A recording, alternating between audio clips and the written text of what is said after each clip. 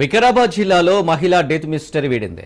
6,000 అప్పు తిరిగి ఇవ్వలేదని ప్రియుడితో కలిసి మహిళను హత్య చేసింది మరో మహిళ.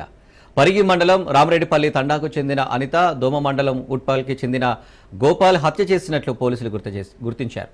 అనిత, గోపాల్ను అరెస్టు చేసి రిమాండ్కు తరలించారు. అనిత, గోపాల్ మధ్య కొంతకాలంగా అక్రమ సంబంధం కొనసాగుతున్నట్లు పోలీసులు తెలిపారు. యశోద కొంతకాలం క్రితం అనిత దగ్గర 6,000 అప్పు తీసుకున్నది. యశోదను అప్పు తిరిగి చెల్లించాలని పలుమార్లు అనిత అడిగింది. డబ్బులు ఇవ్వకపోవడంతో యశోద హత్యకు ప్రియుడు గోపాల్తో కలిసి ప్లాన్ చేసింది. హత్య చేసి యశోద ఒంటిపై ఉన్న బంగారం కాజేయాలని కుట్ర పన్నారు.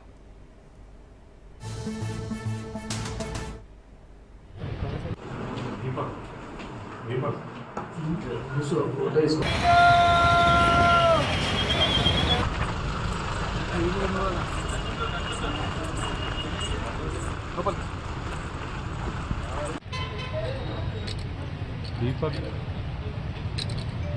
गिरीशा भाई दीपक दीपक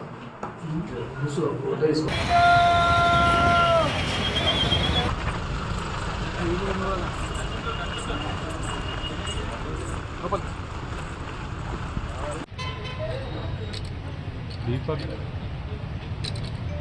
गिरीशा भाई दीपक दीपक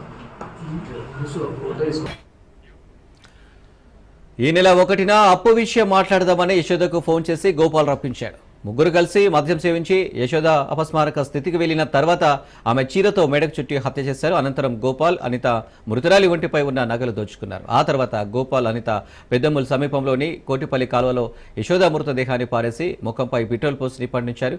6,000 అప్పు తీర్చినందుకు హత్య చేయడం తీవ్ర చర్చనీయాంశంగా మారింది.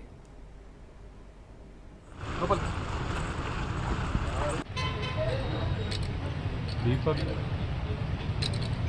गिरीशा भाई दीपक दीपक